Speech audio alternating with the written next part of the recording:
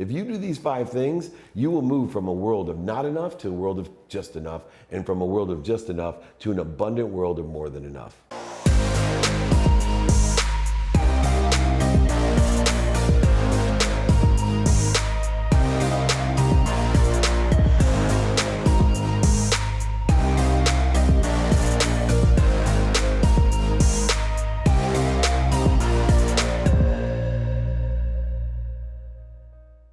And remember, these are practices. I'm still practicing them, right? It used to take me years, then months, then weeks, then days. Now it takes me minutes and moments, but I do it every single day. So here's the 5 daily practice. Number 1, you gotta take inventory of your values. You know your why, you got to learn your what. Most people, ask them, what do you wanna do? What's gonna be their answer? I don't know. What do you wanna eat? I don't know. You gotta know your what. In order to know your what, you gotta take inventory of your values. Personal, experiential, giving, and receiving values. You need to also not be afraid of being a hypocrite. I'm the king of telling people I was a hypocrite. I'm the king of telling you I was a dummy, but I'm bragging. I'm bragging by telling you how stupid I was, how much I didn't know. Why? Because I've learned a lesson. And I'm telling you, hey, don't make the same mistakes as me. And I know my values today, and they're completely different than when I was 18 years old. So take inventory of your values. 2, if you want to know where to go, find someone that's there and ask them how they got there. It's that simple. We're afraid to ask for directions. What's the question you should be asking? Do you know anyone that can help me? Because it's self-inclusive of the person. It makes every gatekeeper into a power sponsor and a sponsor. A sponsor is someone that knows somebody. A power sponsor is someone that will help you themselves, and they know someone. So ask people in person, on the phone, email, and social media, radio, print, and TV, do you know anyone that can help me? The 3rd thing, be a student.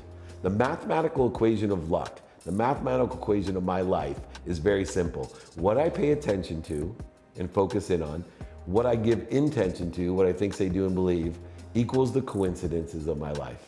Study your calendar, activities you got planned and don't be planned in your sleep. My tomorrow starts today with an unwinding routine. If I asked you to go running with me for 8 hours, you're an ex-college athlete, you would want to warm up if we're gonna go running for 8 hours. Why don't you think you better warm down in order to go sleep for 8 hours? People don't do it. 4th thing, easiest way to change your life is to be present. Now, I don't know what the F that means, be present. I've been trying to figure that out, but I've learned a mechanism to be present. It's called do it now. And the magic thing about do it now is 100% of the things that you do now. That's right, this is a statistic that's actually true. 100% of the things you do now get done. And the difference between successful people, Mike, like you and I and other people, is we get stuff done. So ask yourself, can I do it now? And if you can do it, do it. If not, put it in that calendar to study tomorrow. And then finally, the biggest practice of my life is practicing ending fear, being a ferocious Buddha. And in order to be a ferocious Buddha, 1, you got to identify your primary and secondary fears. I have a need to be right, offended, separate, inferior, superior, anxious, frustrated, angry, guilty. And they've wasted millions of dollars in time and resources in my life and have ruined parts of my life. So I've learned to identify those. 1, 2, stop. Unlike the athletes in us, I don't resist anymore. I don't fight it. I don't accelerate in the wrong direction in ego. I simply stop. I breathe, I drop, and then I roll in the right trajectory. A ferocious Buddha has learned to identify, stop, drop, and roll because your mind, body, and soul are on fire. When you're on fire, stop, drop, and roll. Be a ferocious Buddha, practice ending fear. If you do these 5 things, you will move from a world of not enough to a world of just enough, and from a world of just enough to an abundant world of more than enough.